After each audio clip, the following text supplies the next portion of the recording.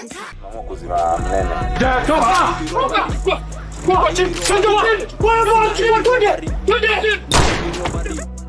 yeah. Malizia yonyangao.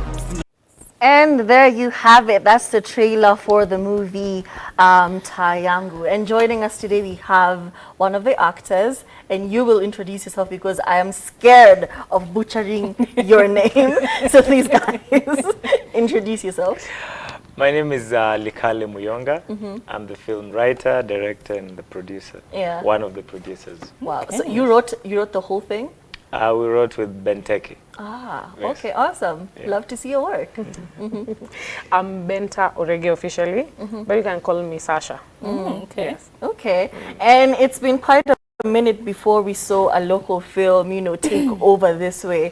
I remember I had gone to the junction for a different movie, but we finished very early, and then there were just these people. And you can always tell Kenyan filmmakers and Kenyan content creators, they have a certain vibe to them. So my partner is like, hawa ni wale wa, the alchemist vibe. We're like, yes, let's go see this movie. And it was actually very interesting. We went in with, the mindset of, we've seen a very good movie and we're going to see a really good one, and we're not really disappointed. And thank you so much for creating that. So tell us how this all happened, how it started.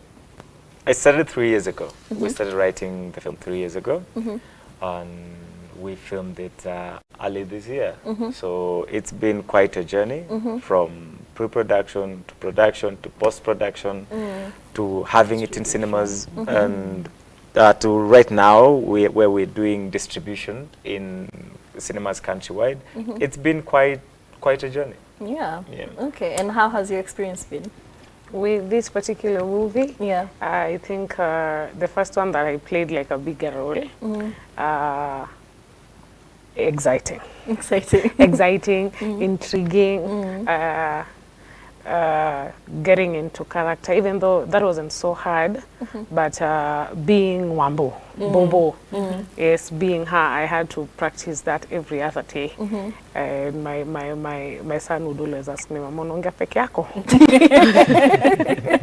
Like I'm getting into the Zoom. Yeah, so I had fun. Yeah. I had fun. Yes. Awesome. Now, I've always been curious about the script versus the delivery, because a lot of people will read a script like how you read a text, you're kind of reading, getting lost into it. So what is the process of you, first of all, sitting down with other writers, co-writers, and coming up with a script, and then finally giving it to an actress or an actor, and they deliver it in a way that is perfectly what you wanted it to be depicted. So in that case, I want to know what your process is, and when you write, what kind of goes into that, because obviously you have a very particular vision in your head, right? Yeah. And you will need Benta to now come through and deliver the image in your head to the screen. So I want to know your perspective and her perspective. When you're reading it, how are you sort of like internalizing it for you to now give us Wambo? I want to know from both your perspectives. So first of all, when I wrote her role, I had an idea of, we've all seen the rural gangs having a male lead. But what if we had a female? What if a lady played that role? And what breadth does she command? Like what aura does she carry around? So when I was writing this role, I think she even overdid what I was thinking. And she came on board and she was like, I don't feel like speaking like this. I'm gonna do Sheng. I normally don't. I'm not very conversant with Sheng. So she would come and tell me, I really want to do real good Sheng. And I'm going to tell you for a fact, the Sheng she used in that film was not in the script. I was like, what? Was not in the film. And really getting to watch it. There are times when we were doing subtitles, I would call her. What are you saying here? What do you really mean? What was that? Yeah. And really embodying, when you're writing, you're sort of like a god to every character. So when this character comes and they really bring out the characters that you want and they breathe life into what you've created, it really makes you happy as a creative. You're just like, oh, I'm seeing my work. And Benta and all the characters and the cast that we had really, really, really embodied the script, and which was amazing. And if I do say so, I think it's one of the advantages of working with people that the movie is about, because I think the clash we usually see with Hollywood movies, even when they try to be inclusive of Africa, is it comes off a bit tone deaf. So, you know, you had your idea of what a female gangster would be, but she was like, female gangsters don't. That's not what it looks like here. They don't wang like that, you know. They don't. But what exactly was the idea behind Mtaa Yangu? So Mtaa Yangu is based on a true story. We wanted to do a story that young people from ghetto can resonate with. We have corruption, we have insecurity, we have lawlessness, we have relationships, we have love, but all these things happen in informal settlement. You know, when we hear informal settlement, we just hear, hey, there is a lot of violence. But we don't realize there are people really working to protect this area. There are people really working, and there are people who fall in love, even though their politicians usually swindle them around very easily. They're living full lives. Yes, yes. So this is a story that really resonates from ghetto, especially our own ghettos. You know, how politicians would just come, wake up today and say, okay, I want this land, and you guys need to move out of here. And without notice, you guys, your homes are burnt down. She did that. So, and like, we're trying to tell this story of these people who are voiceless. So that is all about this film. It's a really, really amazing piece.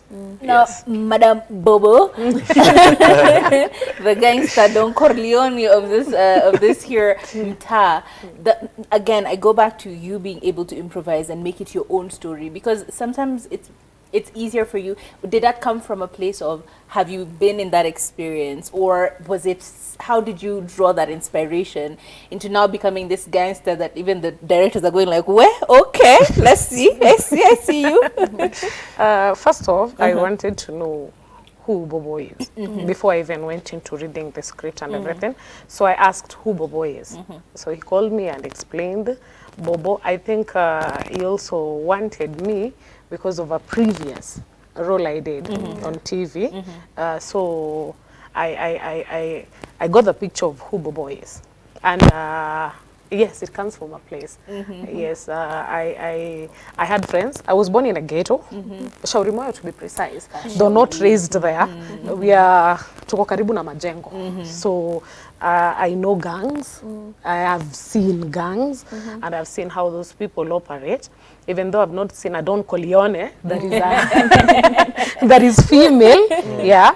And kitambo kidogo, people knew me like I was a gangster. Yeah. That you I give off the vibe. Yes, the vibe. Okay. So I felt like I really wanted to play this, not just because I wanted to be gangster, but just to bring out the real thing of what really happens inside the ghetto. For me, it was the betrayal aspect of it, because before I was taken to jail, I was somebody's friend, and we were in this gang together. We were leaders, I think, for the same class. So now he betrayed me because of the politician, and now the same politician comes and gets me out to get back Destroy at him. the other. Yes, so I come back and I'm all bitter. Kwanza ni chali yako amekuacha. Character development is a capital K. It's universal at this point. It really is. Kwanza ni chali yako, hakuna mdema jai achwa. Hakuna mdema jai wachwa. So mimi nilipigwa character development nyingine safi. Sasa I have that. And then you come back, umepata chance ya get back at this person. And eventually we come to know that if we are not careful, we as youths in the ghetto or wherever, tutaumia sisi. It's easy. Because we say the politician plays us. Of course, manipulation. For their own gain. For They their who own have gain. power. So now because the main cast who's G, amechanuka, and now wants that, okay, if you're taking these people away, you gotta reimburse someone, relocate, ama refund them, ama do something, do watoe hapo. So this guy knows, because niko jela and I want freedom, if I come, atanitumia the same way. And after using me, they will kill me. So you see, I have that bitterness. I'm just one bitter bitch. Yes. And it really worked out. It sounds amazing already. You have invested. And this whole project is not a small undertaking, and clearly you have really burst through milestones. If you can't even compare to other filmmakers. So what, in your perspective, could the industry do to make this an easier process for you? A lot. Wow. I'm just In trying to points. decipher. Yeah. So, first of all, we would like amenities, basic amenities. We have a very big challenge when it comes to locations. That's just basic. But it's very crucial when you're filming, because locations usually consume a lot of time. Number two, we could use a bit of marketing. Not just a bit, a huge chunk of marketing. Like the Barbie marketing budget. The Marvel Studios. Yeah, and I think the other thing that the government really needs to do is to finish up Kenya cinema. Oh. Yeah, let them finish Kenya cinema. Let them have a screen there, so that when we're premiering, it's easy when we're using government facility. Like Kenya cinema is dope. It's good, but it really doesn't have enough gear. And that's why we have to resort to using other non-pocket friendly avenues. Yeah, Yes. but it was still a huge success. You Oh, it guys. was. You it did a was, good it job. was. You were there? Yes, you caused traffic. I was there. I was like, I have to be a part of this, and I really loved the turnout and everything. Yeah, it was amazing. We loved it. We loved it. We loved the way guys were willing to come and support us. We managed to fill up 2 theaters, which was really amazing. Yes. Okay. Yeah. Now, speaking about, you've just mentioned that you want to now roll it out to do a larger premiere at any facility, government or otherwise, right? Yeah. But what is the strategy there? Is there like a plan of how you're rolling it out, or are you just grabbing any opportunity and running with it in terms of showcasing the film? So we've already begun. We began on Saturday. The premiere was on Friday. On Saturday, we were already in screens. So we've been doing cinema runs. I know today we are at Junction at 7:45. We have a screening. Today we are doing a screening at Anga CBD, Anga Diamond, Anga Panari. We have screening going on in motion cinema. But from tomorrow, we are going to concentrate on motion cinema. But now another, like, because in my mind I'm thinking this is a story about people who are existent. Yes. And not everyone is able to take that money and come to a cinema and actually watch the show at Prestige, Junction, Anga, wherever. Yeah. Is there like a plan to roll it out? Like, I remember as kids we used to go to like these big fields and they'd have like a big cinema exposition. You know, there's, what do you call them? It's like a big white kitamba. Yeah. And then they project that movie there. Yes. So that it feels more community than anything else. Because again, the story is very community based from the descriptions you were given.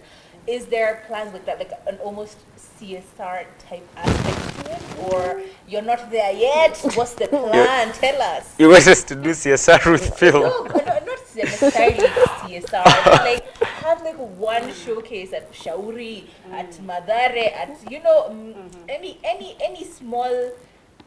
I don't know. The places where you drew inspiration from. Yeah, definitely. We're gonna do a screening in Mwiki because that's where we filmed it. Yeah. We're gonna do a screening in Mwiki, but at a small prices though as well. But what we're concentrating on next now is doing campus tours. So we're gonna start doing campus tours. But the film is also set to launch on My Movies Africa, where you don't have to really come to the cinemas or go anywhere else. You just have to watch it on your phone at a fee of about 300 shillings. You can just watch it there, and you can just buy and watch it there. Yes. And as we're winding up, what stood out for you in the film? Yes. Oof. One thing that really stood out for you in the whole project? I think it's the crew and cast that I had. And I had an amazing team. I didn't produce alone. I produced alongside Tracy Amadi and Trishna Patel. This is Affinity Pictures and Crimson Multimedia, respectively. These ladies are amazing. I can't even explain what they did.